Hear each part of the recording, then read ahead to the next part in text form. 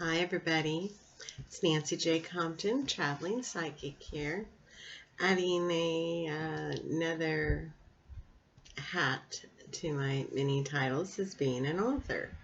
And I've written another book before, but that was more of a technical book on a previous industry that I used to work in. But this book is going to be a passion of mine. The title of the book is How to Survive and Thrive as an Indigo Adult. Now, I know a lot of you don't know what's an indigo, and that's a question I hear a lot. There are so many different characteristics that can apply to indigos. But for right now, I'm just going to name off a few of them just to kind of give you a quick idea, whether or not you or one of your children or a loved one could potentially be an indigo, and hence this book might be of importance to you. One of the main characteristics that all indigos share is a sensitivity, empathic abilities. In other words, they're very sensitive to the energies around them. They're sensitive to people. They're sensitive to their surroundings. Often they're artistic or musical, and artistic is a wide span from photography to sketching, to oil painting, to fashion design, interior design, all sorts of different things. So just think of artistic with a wide brush, so to speak. Often they also have difficulty with authority, so they don't do well with people telling them what to do. As adults, that can translate in having difficulty working for an employer. They do much better being self-employed. Another characteristic for indigos is they often have had psychic experiences from a very early age. So they may have seen spirits, they may see auras, they may have prophetic dreams, they may see loved ones from the other side. So you can get the idea there in terms of their abilities. They also have a tendency to really not care too much about what other people think. They walk to their own beat, so to speak. They're not one to follow in with the crowds and the fads and what everybody else is doing. They also have a tendency to kind of push away organized religion. So they tend to be highly spiritual, but not under a traditional umbrella of religion. They, my mind just went blank. They also, there are different levels of indigos.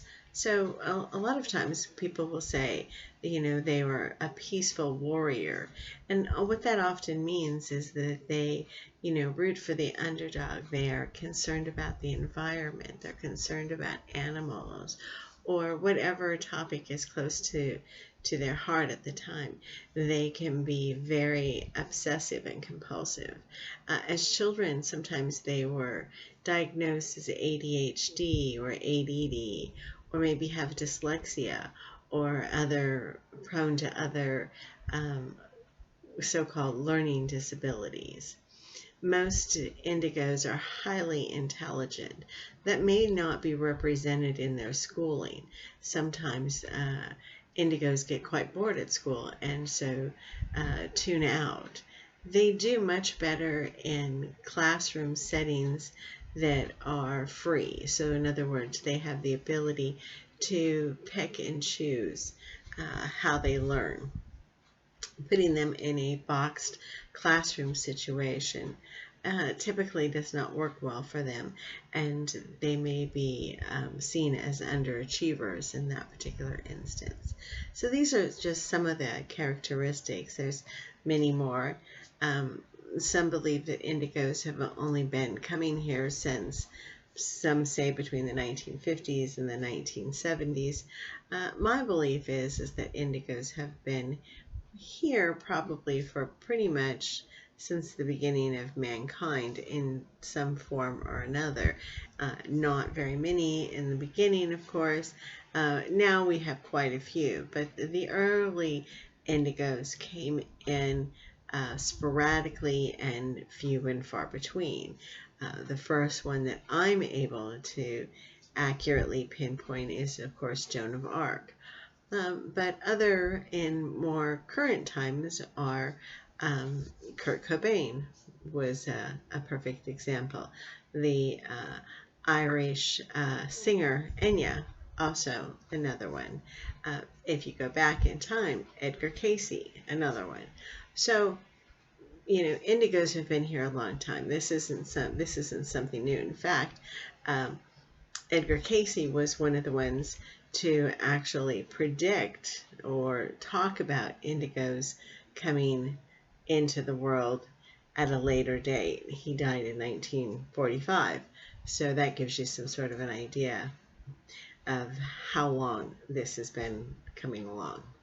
Anyway, I hope that gives you a little indication of what indigos are.